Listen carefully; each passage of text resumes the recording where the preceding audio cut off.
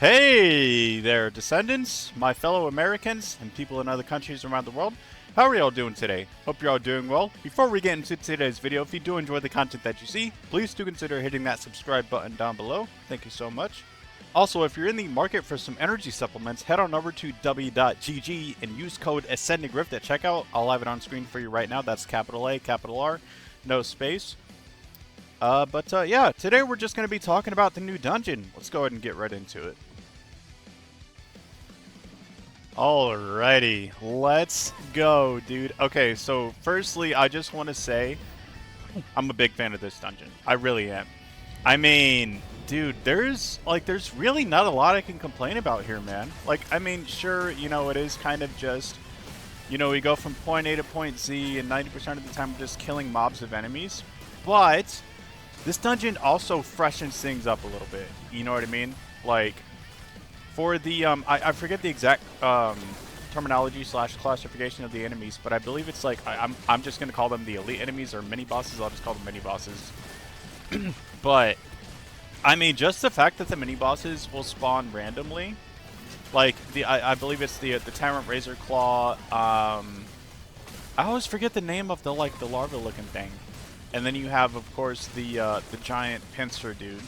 And these guys will spawn, you'll have one of 3 of them in a couple of the different areas, and, even for the boss fight at the end, it's not always the same mini-bosses that spawn that you have to defeat. Also, I believe this is one of the first times that we've seen, a boss at the end have, like, a minions aspect in terms of having mini-bosses and not just regular enemy mobs, helping them out. I think that's pretty cool, too.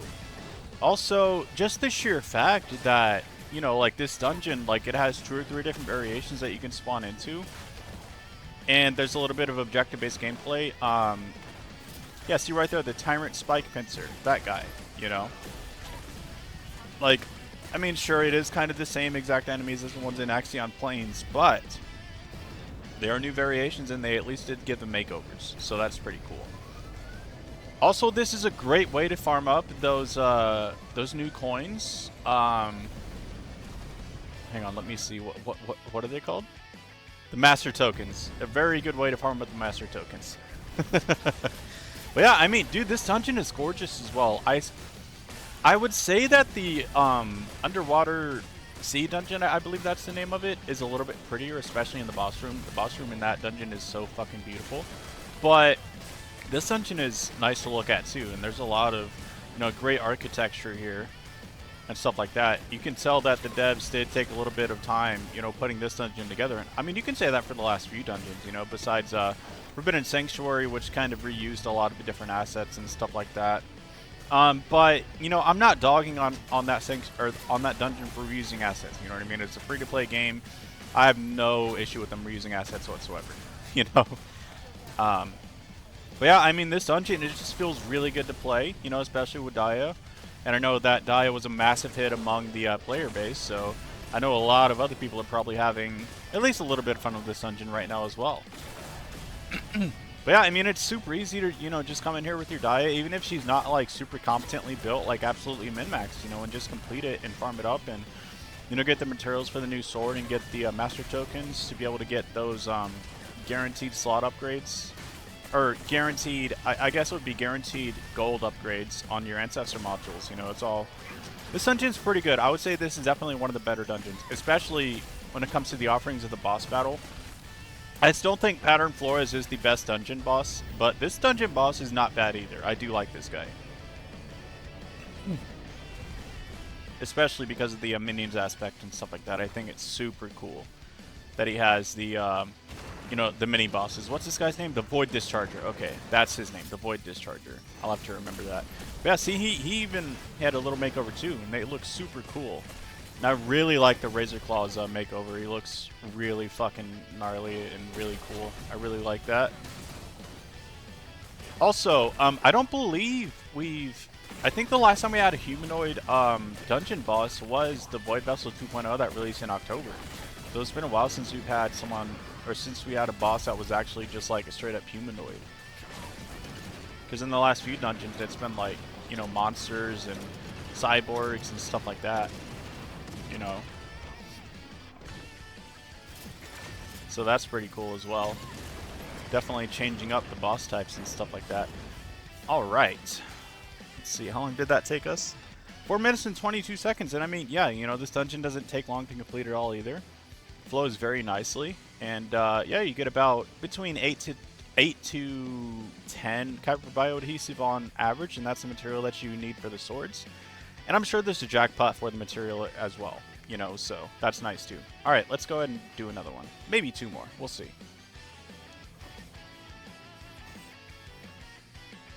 But yeah, another thing is, like, even on release day, you know, this, I mean, there was a little bit of rubber branding with the map. I think simply because there was a little bit, the number of players trying to connect was probably slightly higher than Nexon was anticipating for the update.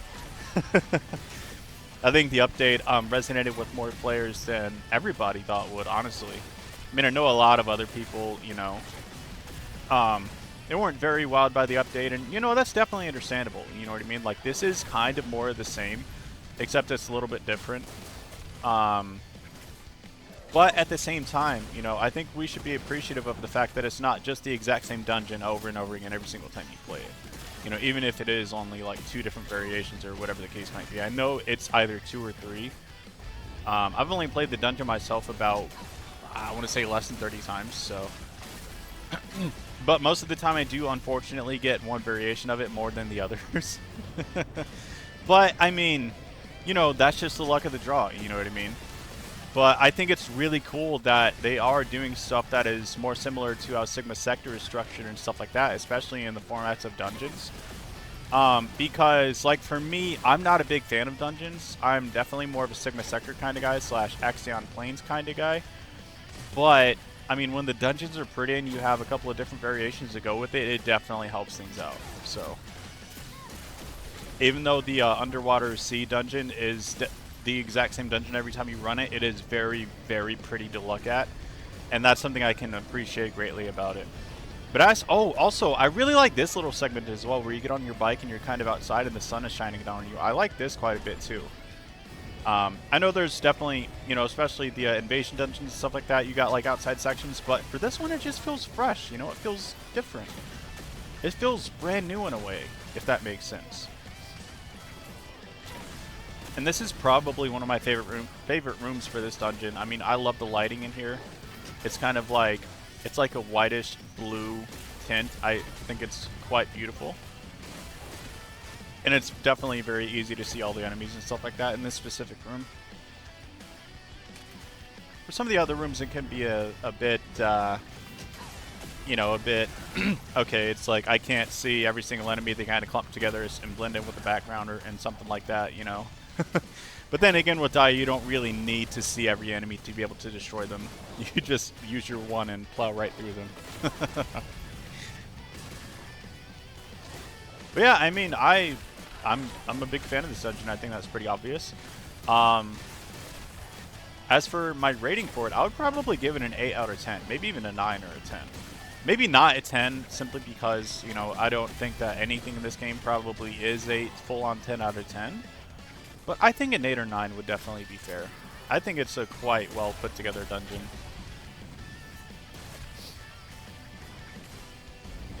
Flows very, you know, it flows together really well, you know what I mean? It doesn't take long to complete it once at all. Like, for one of my runs, I had like 3 minutes and 40 seconds. Something along those lines. I mean, you know, that was with Dia, of course, and she's one of the strongest characters in the game, but still, you know, like I said, everyone is using Dia, and everyone likes Dia, so I feel like that's definitely worth mentioning, because a lot of the player base will also be able to emulate numbers close to that or similar to that.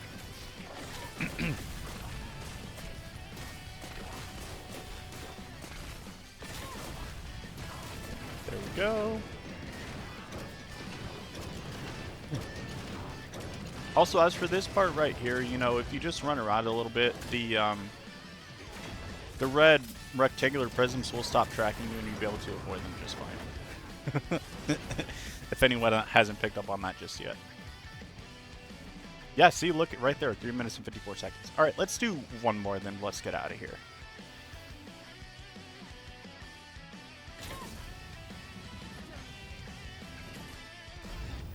Alrighty, but yeah, I mean, I am pretty excited for future dungeons and like future um, mission areas to come out, because I mean, and I'm not expecting every single dungeon or new mission area with enemies to kill to come out and have different variations for them.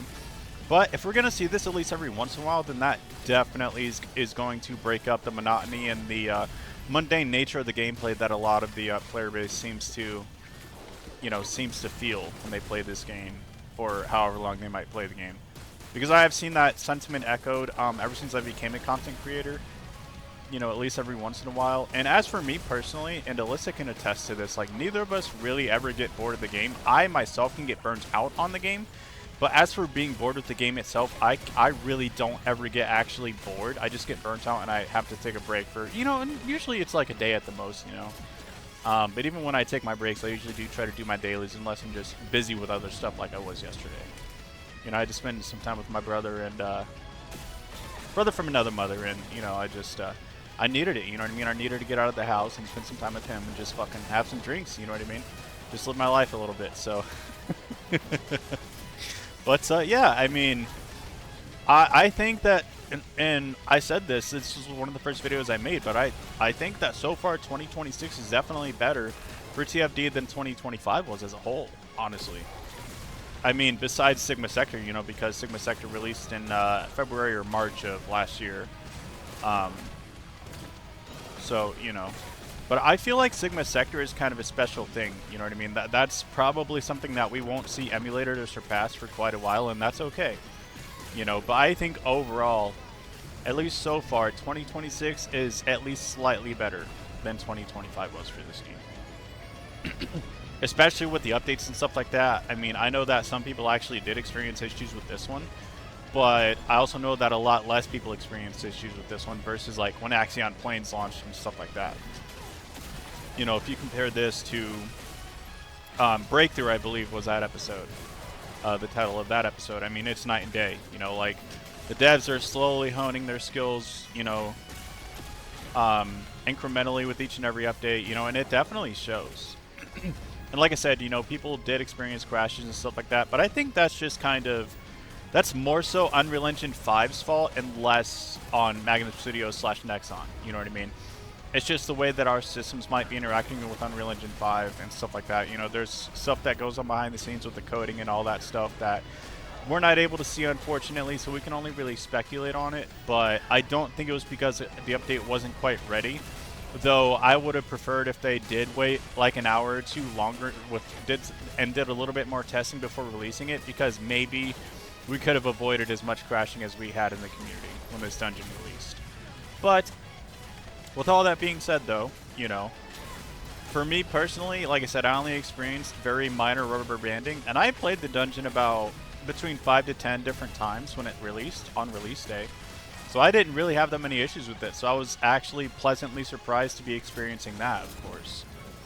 And, and going from, I think it was like, I can't remember which update it was exactly, but going from, losing an hour and a half of recordings simply because I didn't have a capture card or a computer to record my PlayStation, and I was recording through my PlayStation, to just having very minimal rubber banding, I think that speaks for itself.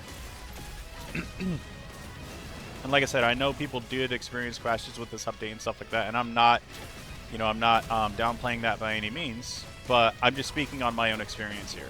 And from what my own experience tells me is that they are improving with each and every update.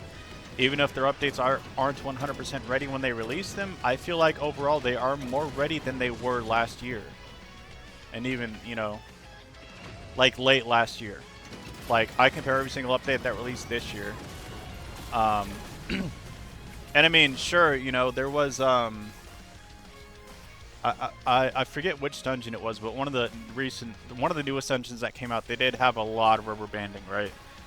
But, that's just a product of live service games. You know what I mean? Sometimes you're gonna have a lot of rubber banding for the, first day or two, maybe 3 days if they don't get to it in time, or aren't able to get to it in time, or whatever the case might be. But yeah, I am a massive fan of this dungeon. Let's go ahead and wrap this video up and get out of here. Alrighty. Well, if you made it all the way to the end of the video, I thank you so much for watching, and I definitely appreciate that. Let me know if you agree with me down in the comments below. Let me know if you disagree with me down in the comments below. Just please be respectful. And yeah, we can just have a conversation about it down in the comments. And I want to see where everyone's head is at with this dungeon. I'm sure that a lot more people are responding positively to this dungeon than negatively, but that's just my impression. I could be completely wrong, right? So that's why I want to open the floor up to you guys and, you know, give everyone a chance to speak their own perspective, right? But alrighty then, guys, I am out of here.